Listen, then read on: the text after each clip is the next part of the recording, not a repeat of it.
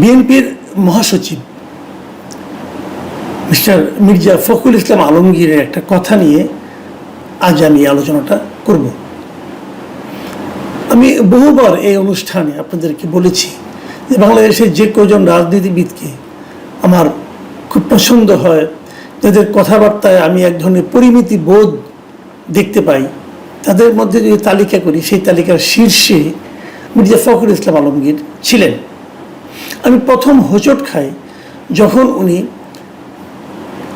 Doctor Mohammad ইউনূসের সঙ্গে জাতিসংঘে যে 6 জন রাজনৈতিক নেতা গেলেন তাদের মধ্যে উনিও যেতে রাজি হলেন। এটা দেখে আমি সবচেয়ে হতাশ হয়েছিলাম এবং অবাকও হয়েছিলাম।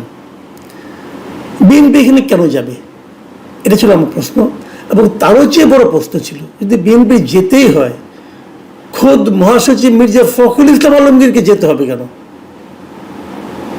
যাই হোক, সেটা অন্য প্রসঙ্গ, ওই প্রসঙ্গের মধ্যে শেষ হয়ে গেছে। নানা আলোচনা হয়েছে, সমালোচনা হয়েছে, কেউ প্রশংসা করেছেন এমন আমি এখনো শুনিনি। সমালোচনায় আমি বেশি শুনেছি এবং খোদ বিএনপি অনেক নেতার সঙ্গে এই নিয়ে আমার কথা হয়েছে। খুব একটা হ্যাপি কাউকে আমি দেখিনি। তারপর উনি গিয়েছেন, নিশ্চয়ই নিজস্ব বিবেচনার উপর নির্ভর করে উনি গিয়েছেন, অথবা এমনও হতে পারে ওনার দলীয় প্রধান ওনাকে যেতে ইনস্ট্রাকশন দিয়েছেন, সেটাও হতে পারে। আমি জানি না আসলে কি ঘটেছে, কিন্তু সাধারণ একজন মানুষ হিসাবে, দেশের একজন নাগরিক হিসাবে আমার একটা পছন্দ হয়নি। এরপর আর কি ঘটলো যে নিয়ে আজকে আলোচনা করতে হবে, সেটা হলো যে ওখানে যাওয়ার পর ওনারা কি করেছেন না করেছেন সব খোঁজখবর নিতেও চাইনি, দরকারও মনে করি নাই। কিন্তু শনিবার দিন মানে 27 তারিখে, গতকালকে আমাদের সময়, গতকালকে তাদের সময় আরও একটু আগে, নিউ ইয়র্কে এনআরবি কানেক্ট ডে নামে একটা অনুষ্ঠান হয়েছে। যারা নাকি বিদেশে আছেন আর কি, নন রেসিডেন্স যারা আছেন, তাদের নিয়ে একটা অনুষ্ঠান হয়েছে। সেই অনুষ্ঠানে অনেকে বক্তব্য রেখেছেন। সেখানে প্রফেসর ইউনূস ছিলেন সেই অনুষ্ঠানের প্রধান অতিথি। উনি কথা বলেছেন। কেবলমাত্র রেজিস্টার্ড লোকরা ওখানে ঢুকতে পেরেছেন যতটুকু আমি জেনেছি। তার মধ্যে প্রফেসর ইউনূসের সঙ্গে বাংলাদেশ থেকে যে সমস্ত পলিটিশিয়ান গিয়েছেন তারাও সেখানে উপস্থিত ছিলেন। এবং সেখানে মির্জা ফখরুল ইসলাম আলমগীর কি বলেছেন সেই কথাটা নিয়ে আজকে আলোচনা। তিনি সেখানে বলেছেন যে অন্তর্বর্তীকালীন সরকারের যে উপদেষ্টা, প্রধান উপদেষ্টা ডক্টর মোহাম্মদ ইউনূস, তার বিভিন্ন উন্নয়নমূলক কার্যক্রমের উনি ওখানে ভূয়সী প্রশংসা করেছেন। প্রফেসর ইউনূস নানা ধরনের উন্নয়নমূলক কাজকর্ম করেছেন এবং সেগুলোর ব্যাপক প্রশংসা করেছেন মির্জা ফখরুল ইসলাম আলমগীর। আচ্ছা, ডক্টর ইউনূস গত 1 বছরে কি কি উন্নয়নমূলক কাজ করেছেন বলেন তো ভাই আপনি একটু। আমি একটু স্মরণ করার চেষ্টা করলাম উনি কি কি উন্নয়নমূলক কাজ করেছেন। উনি খুব গুরুত্বপূর্ণ কাজ কি করেছেন?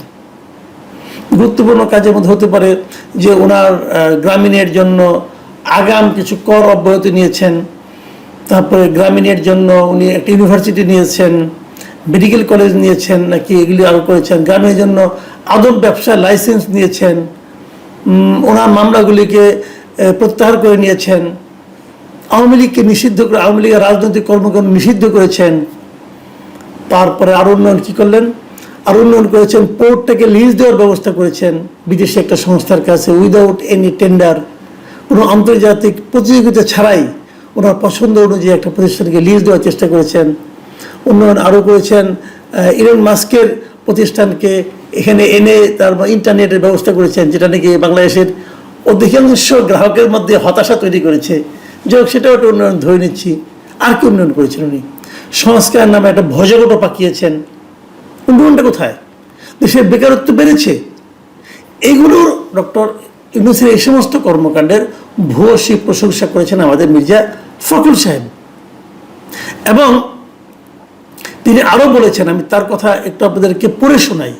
তিনি বলেছেন, গণতান্ত্রিক, সমৃদ্ধ এবং দুর্নীতিমুক্ত দেশ গঠন করার যে স্বপ্ন ছিল শহীদ প্রেসিডেন্ট জিয়াউর রহমানের, তার সমস্ত কথাগুলো প্রফেসর ইউনূসের কথায় বের হয়ে আসছিল, এটা উনি বলেছেন।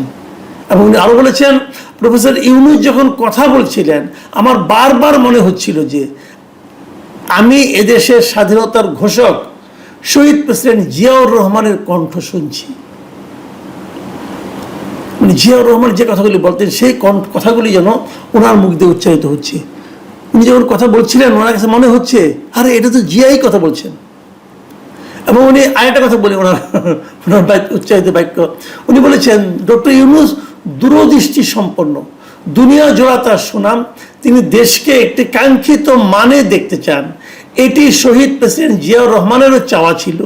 আমি ডক্টর ইউনূসের মাঝে আমাদের দলের প্রতিষ্ঠাতা শহীদ প্রেসিডেন্ট জিয়াউর রহমানের প্রতিচ্ছবি দেখতে পাই।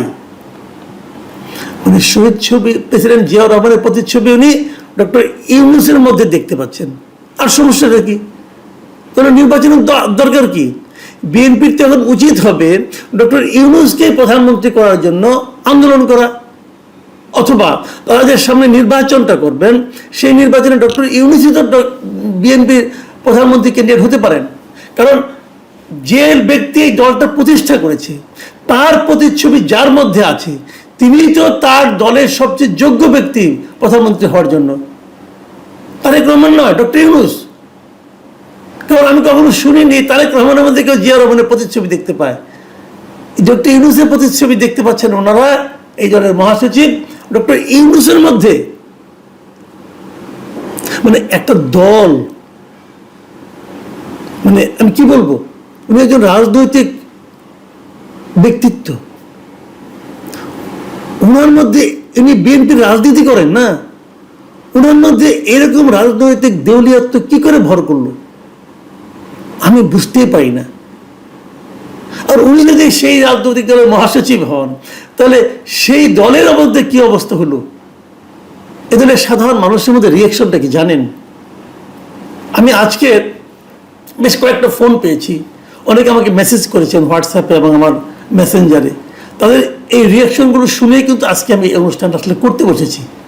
আমি এটা দেখার পর সকালে আমি এটা নিয়ে একটা আমার যে চ্যানেল আছে এই কথা চ্যানেলে, এই চ্যানেলে আমি একটা মানে জরিপ দিয়েছিলাম যে এই কথাটাতে মানুষ কি মনে করে।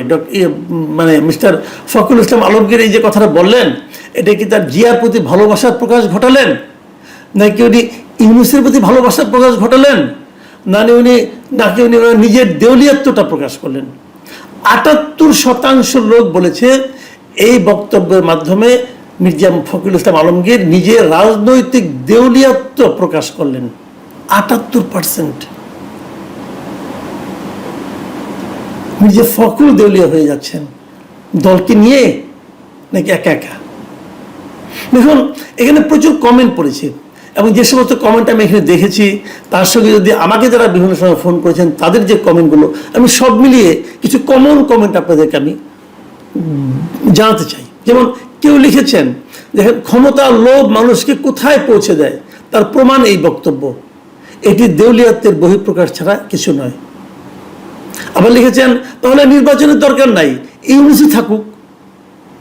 আরেকজন লিখেছেন দালালি বা চামচামির একটা লেভেল থাকে, ফখরুল সাহেব কোন লেভেলে পৌঁছেছেন, আমি সত্যিই খুব মর্মাহত।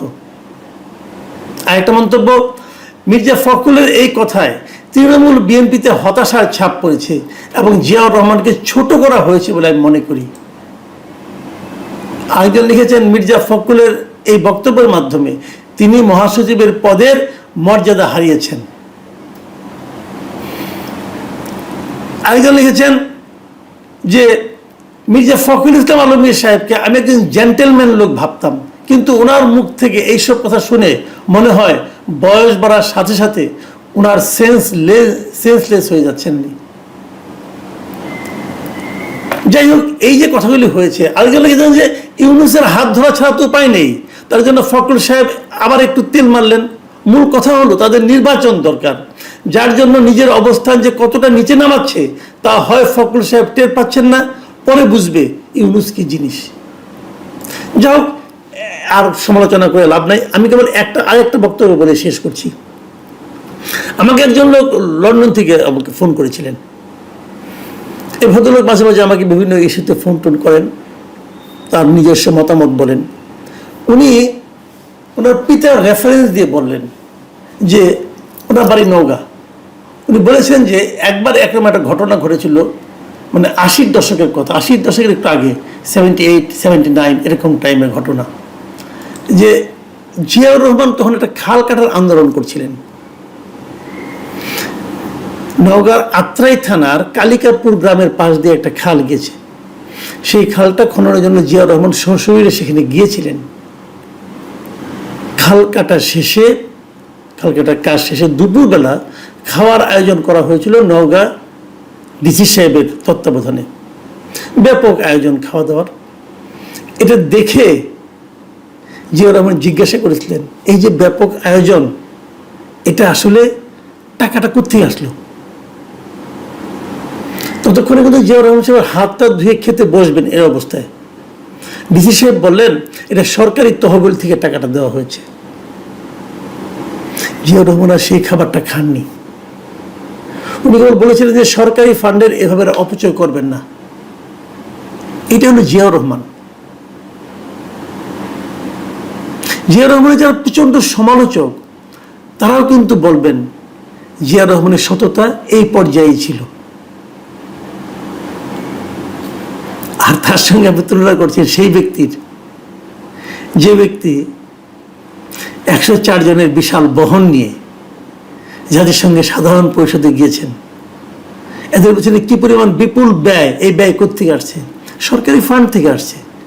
জিয়াউর রহমান যেতেন, মির্জা ফখরুল, আপনি জিয়াউর রহমানের সঙ্গে মন্ত্রিসভায় হয়তো বা ছিলেন না, আমি জানি না, আমার মনে নেই। একটু খোঁজ দিয়ে দেখেন না পুরনো নথি ঘেটে। জিয়াউর রহমান যখন যার সঙ্গে সাধারণ পরিষদে যে কেউ গিয়েছেন, কতজনের বহন নিয়ে গিয়েছিলেন?